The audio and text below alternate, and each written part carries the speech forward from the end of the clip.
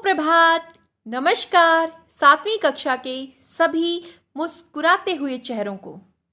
प्यारे बच्चों, उम्मीद है पाठ 1-2 अपनी उत्तर पुस्तिका में आप बहुत ही सुंदर लेख के साथ लिख चुके हैं और उसकी बहुत ही अच्छे ढंग से, बहुत ही अच्छे अंकों के साथ वस्तुनिष्ठ प्रश्न की परीक्षा दे चुके हैं।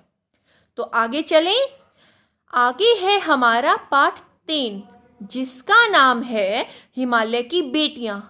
आप सोच रहे होंगे कि हिमालय की बेटियां कैसे हो सकती हैं?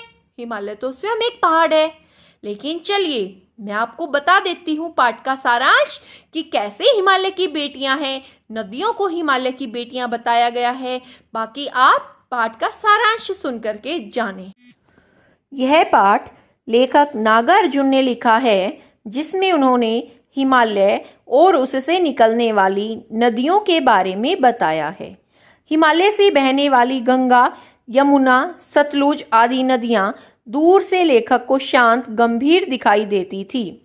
लेखक के मन में इनके प्रति श्रद्धा के भाव थे।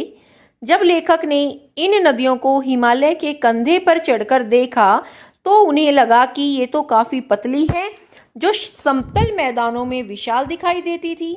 लेखक को हिमालय की इन बेटियों की बाल लीलाओं को देखकर आश्चर्य होता है। हिमालय की इन बेटियों का न जाने कौन सा लक्ष्य है जो इस प्रकार से बेचैन होकर बह रही हैं। नदियां बर्फ की पहाड़ियों में, घाटियों में और चोटियों पर लीलाएं करती हैं। लेखक को लगता है देवदार, चीड़, सरसों, चिनार आदि के जंगलों में पहुंचकर शायद इन नदियों को अपनी बीती यादें याद आ जाती होंगी।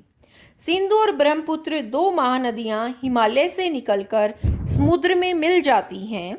हिमालय को ससुर और समुद्र को उसका दामाद कहने में लेखक को कोई झिझक नहीं होती है। कालिदास के यक्ष ने अपने मेघदूत से कहा था कि बेतवा नदी को प्रेम का विनिमय देते जाना, जिससे पता चलता है कि कालिदास जैसे महान कवि को भी नदियों का सजीव रूप पसंद था। काका कालेलकर ने भी नदियों को लोक माता कहा है, लेकिन लेखक इन्हें माता से पहले बेटियों के रूप में देखते हैं। कई कवियों ने इन्हें बहनों के रूप में भी देखा है। लेखक तिब्बत में सतलुज के किनारे पैर लटकाकर बैठने से वे इससे काफी ज्यादा प्रभावित हो गए। उम्मीद है आपको यह पाठ बहुत ही अच्छे से समझ में आ गया होगा। तो जल्दी से अपनी पुस्तक निकालिए, वसंत भाग 2 पाठ 3 हिमालय की बेटियां, और पाठ को पढ़ेंगे।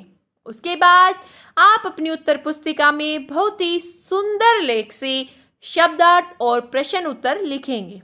पुनः मिलेंगे पाठ 4 के साथ। तब तक अपने घर रहिए, स्वस्थ रहिए और इसी तरह से खिलखिलाते रहिए। धन्यवाद।